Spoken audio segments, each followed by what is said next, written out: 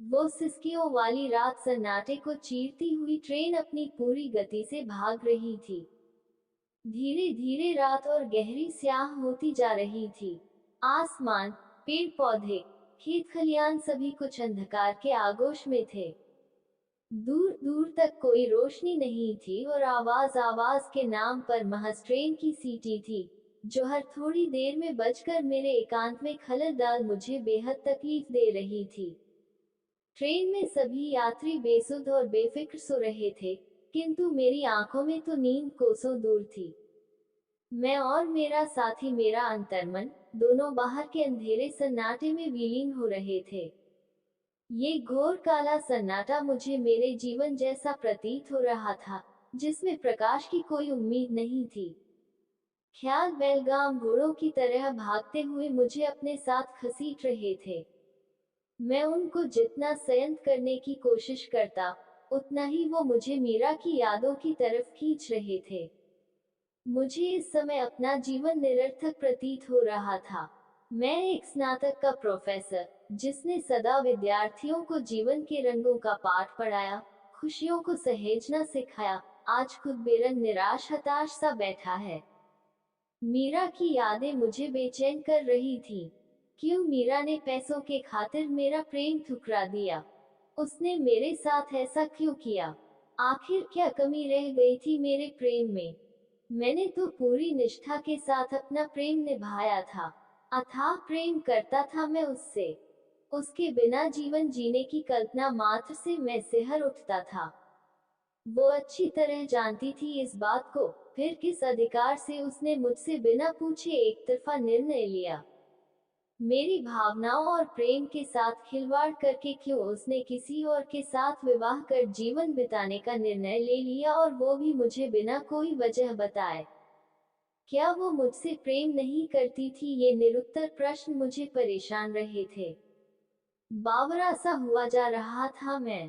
कितने माह बीत गए थे मीरा को मेरे जीवन से गए, किंतु मैं अभी तक उसे अपने जीवन से निकाल नहीं पाया। अपने आप को उससे अलग नहीं कर पाया था मैं तो अभी तक उसी मोड़ पर खड़ा था, जहां वो मुझे छोड़ गई थी। अथक प्रयासों के पश्चात भी मैं अपना हृदय मीरा की स्मृतियों से मुक्त नहीं कर पा रहा था। उसकी स्मृतियां साए की तरह मेरे साथ साथ चल रही थी।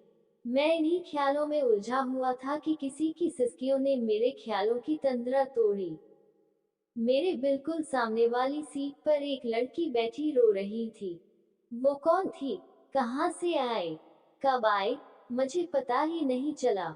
उस पर से ध्यान हटाने के लिए मैंने अपना चेहरा खिड़की पर सटाकर पूरा ध्यान बाहर की तरफ केंद्रित कर दिया, किंतु उसकी सिसकियां मुझे बार बार उसकी ओर खींचकर मुझे परेशान कर रही थी।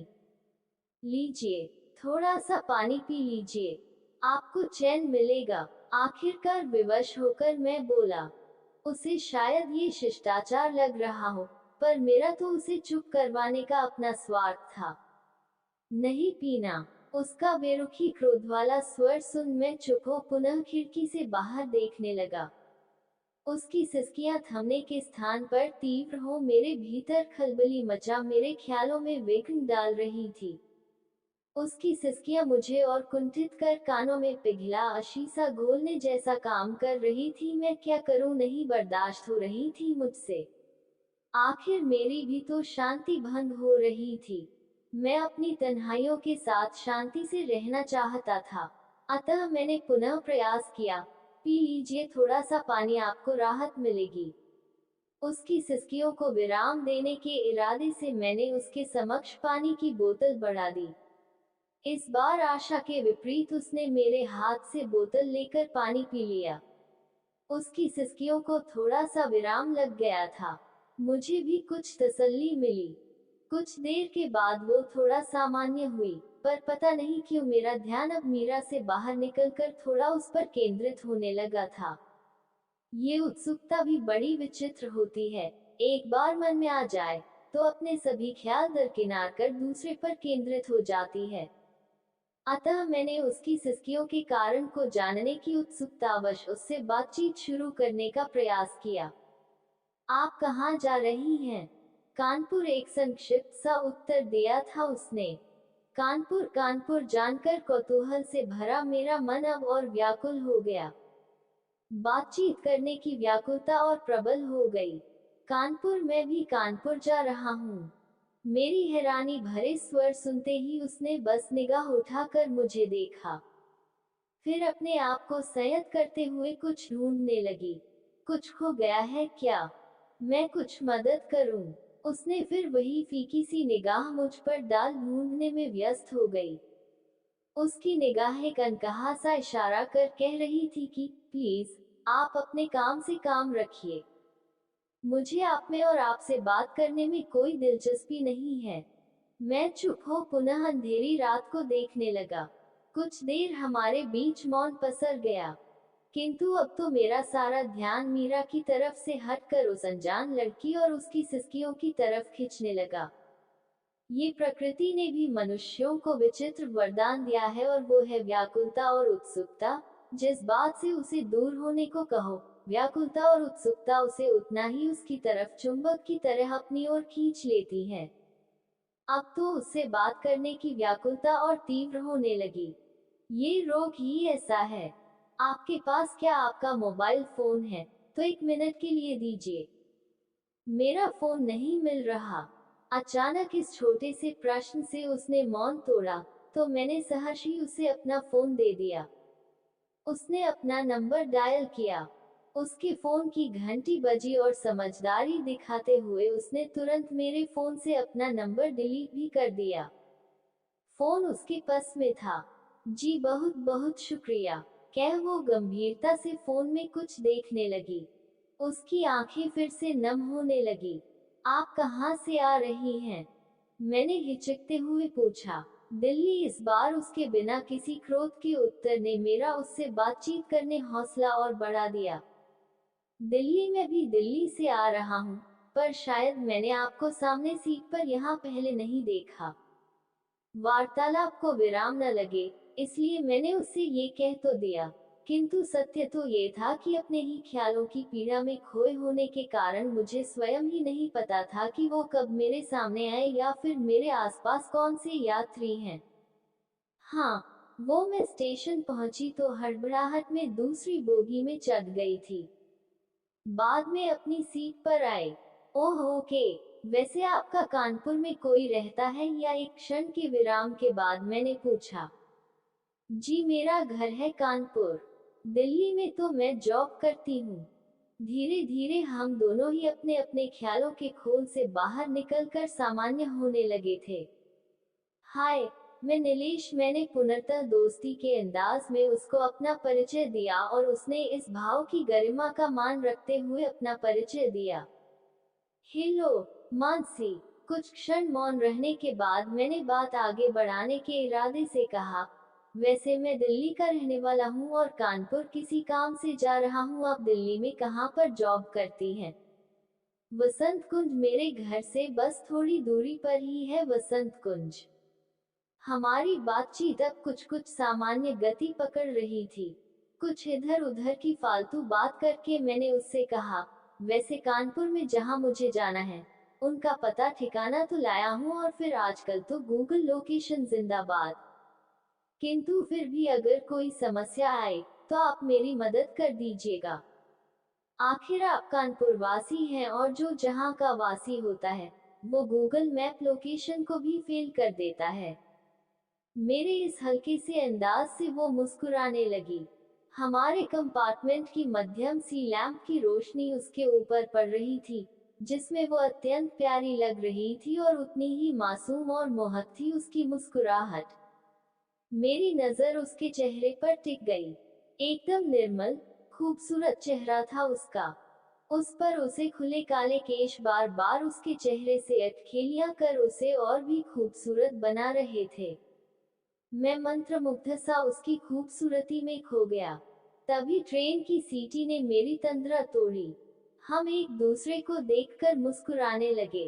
कभी बातचीत तो कभी मौन, यही चल रहा था हम दोनों के बीच। कुछ सहज हो गए थे हम। थोड़ी देर इधर उधर की बातचीत के बाद हम दोनों एक दूसरे से दोस्ती के रिश्ते में बंध गए थे। हम अजनबी दोस्त बन गए थे। उससे बात करने के बाद कितने वक्त के बाद हल्का हल्का सुकून सा महसूस कर रहा था मैं। धीरे धीरे औपचारिकता अब अनौपचारिकता में परिवर्तित हो गई थी। हम बातों में आप से तुम पर आ गए थे। वैसे अब तो हम दोस्त बन गए हैं, तो अगर ऐतराज ना हो तो तुमसे एक बात पूछूं। डॉट। तुम रो क्यों रही थी? तुम मुझे बता सकती हो। पीड़ा बताने से सुकून मिलता है और स्वयं को हल्का सा महसूस होता है। मैंने उससे अपना सबसे अहम प्रश्न पूछ लिया। आखिर इसमें मेरा भी तो स्वार्थ था। मैं भी तो उसे बताकर अपनी वेदना से सुकून चाहता था, अपने दर्द से छुटकारा पाना चाहता था। मैं भी तो भीतर ही भीतर घुट रहा था। मेरा हृदय भी तो पीड़ा से भरा था। मैं भी तो उसके समक्ष अपने हृदय की खिड़कियों को खोलने के लिए व्याकुल था। जीवन में कई बार किसी अपने के समक्ष अपने हृदय खोलकर अपनी पीड़ा से इतना सुकून नहीं मिलता जितना किसी अजनबी के साथ बात करके मिलता है। वो अजनबी निष्पक्ष, निस्वार्थ भाव से आपके भावों का आकलन कर, समझकर आपको सांत्वना का मरहम लगाकर ठंडक भरा एहसास देता है। मेरा प्रश्न सुनकर उसने मुझे सूनी और नम निगाहों से देखा और बिना कुछ बोले खिड़की के बाहर अंधकार को देखने लगी। शायद इतना व्यक्तिगत प्रश्न पूछने पर उसे बुरा लग गया, यही सोच मैं चुप हो गया। हमारे बीच मौन पसर गया। मृदुल नाम था उसका। कुछ क्षण बाद उसने मौन तोड़ा। एक तेज हवा के झोंके की तरह आया वो मेरी जिंदगी में और सब कुछ उजाड़ कर चला गया और मैं पागल उस उजड़े चमन में भी प्रेम की बहार तलाशती रही। मैं और मृदुल हम दोनों एक ही कंपनी में जॉब करते थे। अत्यंत गंभीर स्वभाव का किंतु आकर्षक व्यक्तित्व का स्वामी था वो। ऑफिस में कई लड़कियों का कान्हा बन चुका था वो, पर उसे सिर्फ अपने काम से प्रेम था। मुझसे भी अतिरिक्त कोई बात न करके सिर्फ काम की ही बात करता, पर मैं उसके व्यक्तित्व की तरफ आकर्षित होकर कब उसके मोहपाश में बंध गई मुझे पता ही नहीं चला। अपनी नारी की गरिमा का मान रखते हुए मैंने कभी पहल नहीं की। वक्त यूं ही बीत रहा था। उस दिन हमारे ऑफिस में शुक्ला अंकल की सेवानिवृत्त की पार्टी थी। सब अपने में व्यस्त थे, पर उस दिन उसकी निगाहें मुझ पर ही टिकी थी। मैं थोड़ी असहज हो रही थी, किंतु सच पूछो तो मुझे अच्छा भी लग रहा था। पार्टी के बाद उसने मुझे घर छोड़ने के लिए कहा, तो मैं सहज तैयार हो गई। बस फिर हमारी प्रेम कहानी शुरू हो गई। वो भी मन ही मन मुझे प्रेम करता था। उस दिन मुझे पता चला। मैं और मेरे सपने पंख लगा आसमान में उड़ने लगे। एक दिन उसने मेरे समक्ष विवाह का प्रस्ताव रखा। मुझे तो जैसी मुंह मांगी मुराद मिल गई थी। अगले दिन वो मुझे अपने घर वालों से मिलाने ले जाने वाला था। मैं उसका इंतजार करती रही, पर वो नहीं आया। कुछ दिन तो वो ऑफिस भी नहीं आया। मैंने उससे बात करने की, उसके विषय में जानने की हर संभव प्रयास किया, पर कुछ नहीं पता चला। कहीं से भी, किसी से भी उसके विषय में पता नहीं चल पा रहा था। हृदय अनवांछित ख्यालों से भरने लगा। कितनी पीड़ा हो रही थी मुझे, अनुमान लगाना भी मुमकिन नहीं था। हार कर मैंने सब कुछ नियति पर छोड़ दिया। दिन उसके इंतजार में बीतने लगे। एक दिन अचानक मुझे पता चला कि उसने अपने करियर में आगे बढ़ने के लिए दूसरे शहर की एक बड़ी कंपनी के मालिक की लड़की के साथ विवाह कर लिया और उन्हीं की कंपनी ज्वाइन करके वहां खुशी से अपना जीवन व्यतीत कर रहा है। जड़वत हो गई थी मैं ये सुनकर। ऐसा लगा कि हृदय की गति रुक गई। उसकी बेवफाई में बावरी हो गई थी मैं। अथाह प्रेम करती थी मैं उससे। मेरे साथ प्रेम करके विवाह प्रस्ताव मेरे समक्ष रखकर किसी और के साथ कैसे विवाह कर सकता था? दौलत की खातिर उसने विवाह कर लिया, पर मुझे किस गुनाह की सजा दी थी? क्यों उसने झूठा प्रेम कर मेरी भावनाओं के साथ खिलवाड़ किया? क्यों ये सभी प्रश्न आज भी उत्तर की प्रतीक्षा में है। मैंने तो पूरी निष्ठा के साथ उससे प्रेम किया था। प्रेम तकलीफ देता है, ये तो पता था, किंतु अगर वो तकलीफ बेकसूर हो, तो वो नासूर बन रिसने लगता है। कहते कहते उसकी सिसकियां पुनः आरंभ हो गई। कितने माह बीत गए, मृदुल को मेरे जीवन से गए, किंतु मैं तो आज भी उसी मोड़ पर खड़ी हूँ जहाँ वो मुझे छोड़कर चला गया था। गहरे अवसाद में चली गई थी मैं, पर किसी के जाने से जीवन रुक नहीं जाता, जीना तो पड़ता ही है। The show must go on. माँ पापा ने मुझे वापस कानपुर बुलाया है, कुछ खास काम है, वो अनवरत बोल रही थी। कितना विचित्र संयोग था। मुझे ऐसा प्रतीत हो रहा था जैसे वो अपनी नहीं मेरी व्यथा सुना रही हो, बिल्कुल एक जैसी। मीरा ने भी तो किसी पैसे वाले से विवाह किया था। मैं अनिमेष दृष्टि से उसे देख रहा था। उसकी आंखें अविरल बह रही थीं। आज वो ही नहीं, मैं भी अपने आप को अत्यंत हल्का महसूस कर रहा था। उसकी आंखों से मेरे आंसू बह रहे थे। जो पीड़ा नासूर बन मेरे हृदय में भी रिस रही थी, उस पर अनजाने में मानसी ने मरहम लगा दिया था। मेरी पीड़ा भी मानसी की पीड़ा के साथ बह निकली थी। रो लो मानसी, जी भर कर रो लो। आज अपनी पीड़ा इन आंसुओं में सदा के लिए बह जाने दो। आज अपना हृदय इन आंसुओं से निर्मल कर लो, ताकि फिर ये दोबारा आंखों के मेहमान न बने। हम दोनों की एक जैसी ही कहानी है। मीरा भी मेरे जीवन से ऐसे ही चली गई थी जैसे मृदुल। कुछ क्षण रुककर मैंने कहा। कुछ देर के लिए हम मौन हो गए, किंतु हम दोनों के मन बेचैन थे। मौन हमारे बीच वो अनकही बातें कर रहा था, जो शब्द नहीं कर पा रहे थे। मीरा और मृदुल की स्मृतियों से मुक्त होने को, इस अवसाद से बाहर आने को हम व्याकुल थे।